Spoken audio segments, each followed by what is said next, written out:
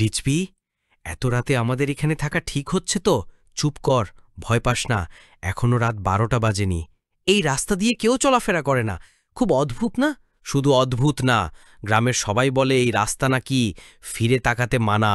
মানে? যদি কেউ হঠাৎ ডাকে আর তুই পেছনে তাকাস, তাহলেই... চুপ। শুনছিস? কেউ যেন কাঁদছে। হ্যাঁ, রাস্তার বাঁ পাশে। কে দাঁড়িয়ে? কেউ না, ওইটা একটা মেয়ে। ওর চুল মাটিতে লেগে আছে, মুখ দেখা যাচ্ছে না।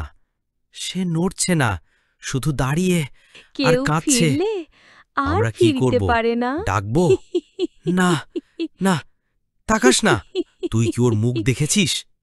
ওর মুখ ছিল না, ছিল একটা ফাঁকা কালো গর্ত। ফাহিম, সে এখন আমাদের পাশেই দাঁড়িয়ে। তোমরা আমাকে দেখেছো, এখন আমার সাথেই যেতে হবে। আমাদের পাশেই দাঁড়িয়ে!